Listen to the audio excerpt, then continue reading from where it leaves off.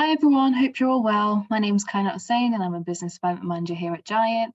And joining me today is my colleague Lauren Forshaw, and today we'll all be discussing the Criminal Finance Act. So hello Lauren. Hi Kainat and hi everyone else. As Kainat's mentioned, I'm a colleague and I'm one of the key account directors here at Giant, and it's nice to be on the discussion to go into some more detail on the Criminal Finance Act. Perfect. So I'll just start off and ask you the very first question. What is the Criminal Finance Act? Okay, so the Criminal Finance Act, which came into force in 2017, it was introduced to tackle money laundering and terrorist financing in the United Kingdom. So the Act places responsibility on companies to prevent tax evasion and other financial crimes within the supply chains. Okay, so how does the Criminal Finance Act impact recruitment agencies then? Yeah, of course. So in the recruitment sector, the Act requires recruiters to undertake due diligence on their clients and suppliers to ensure that they're not involved in any illegal activities. So recruiters must take steps to identify any potential risks and have plenty of procedures in place to prevent the facilitation of tax evasion. So recruiters may need to report any suspicious activity as well, or concerns to relevant authorities, and failure to comply with the CFA can result in hefty fines or criminal charges, and along with that, reputational damage. So our advice would be that recruiters should make sure that they're vigilant in their financial transactions. They should have appropriate policies and procedures in place to prevent any financial crimes.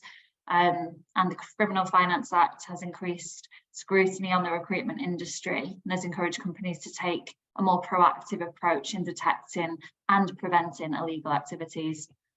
Wow, okay. So do you have any sort of examples of what would be classified as failure of following the criminal finance rules? Yeah, so some of just a few would be failure to perform proper due diligence. So under the Criminal Finance Act, companies are required to conduct proper due diligence on potential employees to ensure that they are not involved in any illegal activities such as money laundering, bribery, etc. And failure to do so can result in the company unwittingly hiring individuals with criminal intent or links to criminal activities, which is obviously something they must avoid. Also offering bribes. And so in some cases, companies may offer bribes to potential candidates to secure their employment. So this also goes against the principles of fair and ethical recruitment, and it also violates the Criminal Finance Act, which obviously prohibits the offering of bribes to gain an advantage in business. Right. Okay. No, that is definitely a lot of information there as well. So what generally happens when recruitment agencies don't follow the Criminal Finance Act then? So recruitment agencies who fail to take adequate measures to prevent tax evasion do risk being subjected to the full force of the law, including unlimited fines, as I say already, reputational damage, loss of business. It is obviously therefore essential that recruitment agencies understand the implications of the Act and, like I've already mentioned, take proactive measures to comply with its provisions. Okay. They should also bear in mind that the Act applies to not only their employees, but also intermediaries such as contractors, subcontractors and partners. The necessary measures should include the implementation of robust compliance procedures, developing risk assessment frameworks, conducting regular staff training, and incorporating internal monitoring and reporting systems. So you'll see that many recruitment agencies have teams in place to do so. Additionally, recruitment agencies should carry out due diligence on their clients too, and identify any indications of tax evasion. So they should also include provisions within their contracts to their clients and suppliers, outlining their obligations to prevent facilitation of tax evasion. Overall, obviously, recruitment agencies must take actions to ensure compliance within Criminal Finance Act to mitigate any potential risk to themselves and anyone within the supply chain. Right. So what should recruitment agencies do to help ensure that the Criminal Finance Act is followed? Yeah, so briefly mentioned on this already, but like I say, risk assessments. So recruitment agencies should carry out risk assessments of the business to identify areas that may be vulnerable to criminal activity, especially where they may be exposed to money laundering or tax evasion risk. Another thing would be due diligence. So recruitment agencies must also undertake due diligence before establishing a business relationship, whether that be with a client or with a candidate. And this process should include verifying the identity of new clients and candidates and the nature of their business or employment.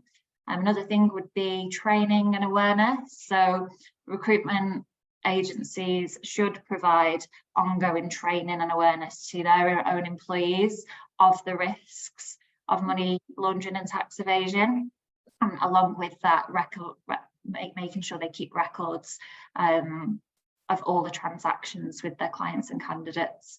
I think they must keep the records for at least 5 years in a safe and secure place within the business. Mm-hmm. So and usually a person that would manage a lot of that would be a compliance officer. So an agency would usually appoint a compliance officer responsible for ensuring that all these procedures are in place to prevent any criminal activity. Okay, some really good information there. How does that Criminal Finance Act impact umbrella providers then? Yeah, so umbrella providers can be held liable for any tax evasion, obviously too, committed by either their employees or the contractors. Okay. This means that they also need to take a proactive approach to preventing tax evasion and ensuring that their staff are aware of their responsibilities, similar to recruitment agencies. And failure to comply exactly the same with the Act can result in things like criminal sanctions, fines, unlimited fines, and obviously imprisonment as well. Overall, though, the CFA places quite a big burden on umbrella providers to prevent financial crime and ensure compliance with UK tax laws. So as such, it is essential for these companies to take a proactive approach to compliance and implement robust anti-money laundering policies and procedures. Okay, and what might some of the procedures that an umbrella provider carry out look like then? So not too dissimilar to those within recruitment agencies. They typically include measures such as, again, risk assessments. So umbrella providers need to assess the risks associated with their business practices and implement appropriate measures to mitigate them. Okay. Again, communication and training is very similar. Umbrellas must ensure actually that their employees and contractors are aware of the risks of tax evasion and understand how to report any suspicious activity. Another one would be due diligence. Umbrellas must conduct due diligence checks on their clients, including their ownership structure and business practices, to ensure that they're not engaging in any tax evasion. Same again, monitoring and reporting. They must monitor their clients' transactions and report any suspicious activity. Things like onboarding procedures. Umbrellas should have a clear onboarding procedure to enable for them to obtain and verify information about the clients, including their beneficial ownership information. And again, like the last point for agencies, compliance oversight. So umbrellas must have an oversight function to ensure that the policies and procedures remain effective and up to date, and they're adhering to obviously all of the requirements of the CFA, similar to the compliance officer's position within the recruitment agency. Okay. Yeah. Perfect. No, thank you so much for that, Lauren. I hope everyone that's currently listening to this podcast as well is now aware of the Criminal Finance Act and how to act in due diligence. So thank you so much for being here today. Thanks, everyone. Thank you. Take care.